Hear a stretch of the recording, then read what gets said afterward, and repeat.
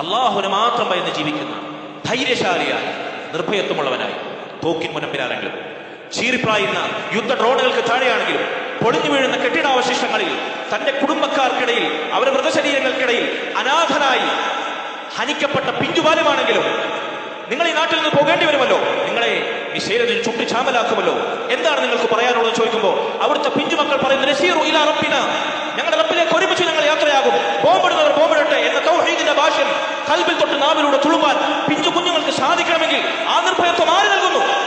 ആർക്ക് ലഭിക്കുന്നു?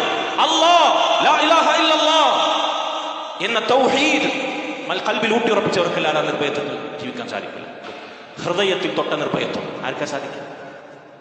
അല്ലദീന ആമനു വലം യൽബിസു ഈമാനഹും ബിദുൽമിൻ, ഈമാനുള്ളവർ, തൗഹീദുള്ളവർ, ആ ഈമാനിൽ ശിർക്കിന്റെ കറ കലരാത്തവർ, ഉലൈക ലഹുമുൽ അമൻ, അവർക്കാണ് നിർഭയം, അവരാണ് സന്മാർഗ്ഗം പ്രാപിച്ചവർ.